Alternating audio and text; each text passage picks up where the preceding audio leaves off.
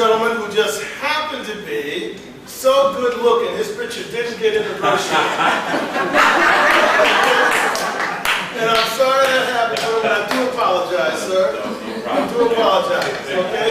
But Erik Clemons is going to be joining us next. And when I asked him about himself, he said, intense love ethic. Somebody said, hallelujah. But anyway, intense love ethic, and I would add to that purposeful. With that, Erik Clemons.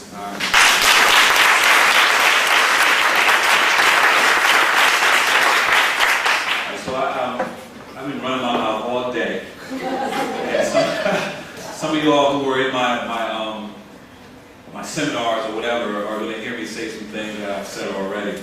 But first, I want to say thank you, Bill and Naomi, who I just met. You are a lovely woman. Thank you so much for doing this. I've had a fantastic time. And when I got the email with the invite, I was really happy because, you know, it was a Friday and I could take a Friday off, number one. And number two, I knew with Bill doing this that it was going to be some good food.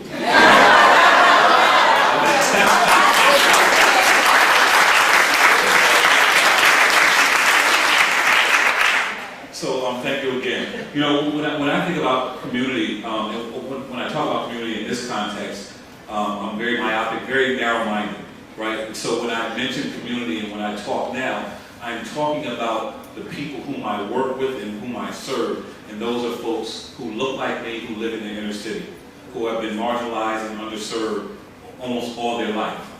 So I'm coming from that context, usually, when I talk about community.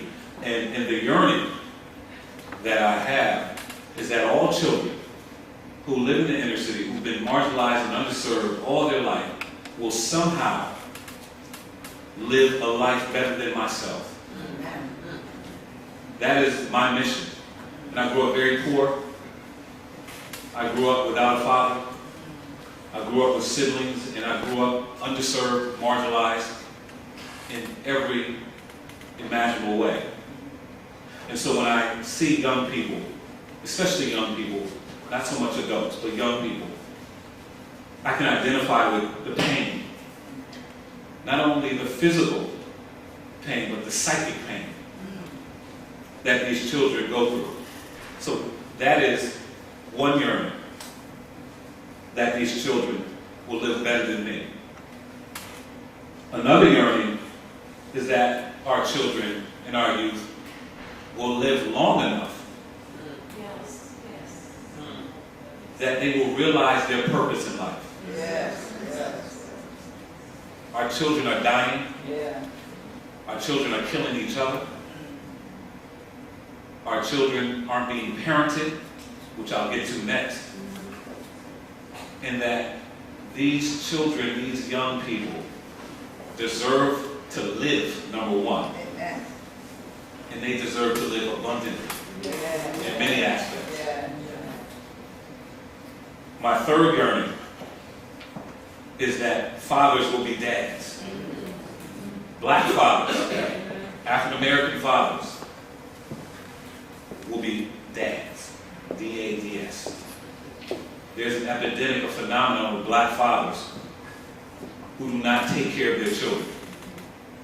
And it is something that I have no problem talking about in front of anybody, black, white, purple, brown, it doesn't matter to me. Most often it is taboo. And y'all know it, that a black person talk about black fathers and their reluctance, I will say, or their choice to stay home and take care of their children, leaving the children to the mother, the grandmother, the auntie, the godmother, while they go and have more children in other neighborhoods. That's a problem.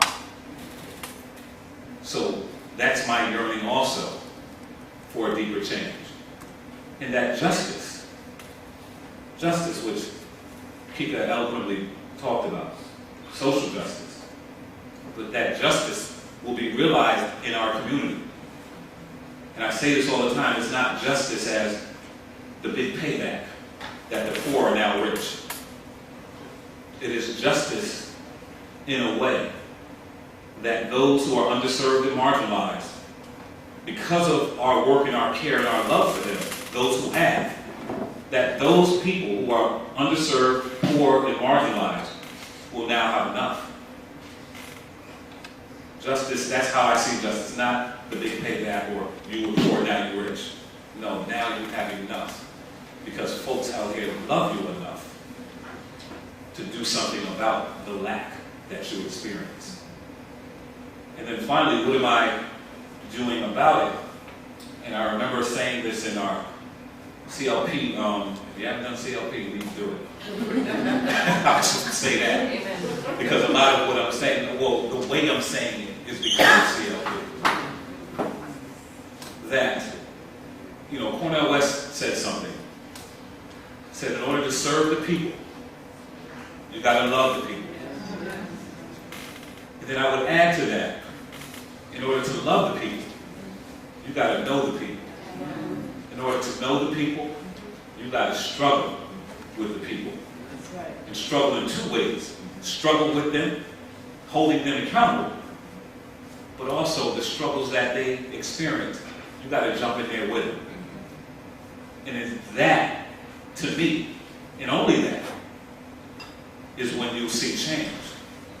And when you see folks who have been rendered useless be useful.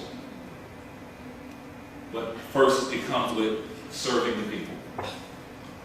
And that's it. Thank you.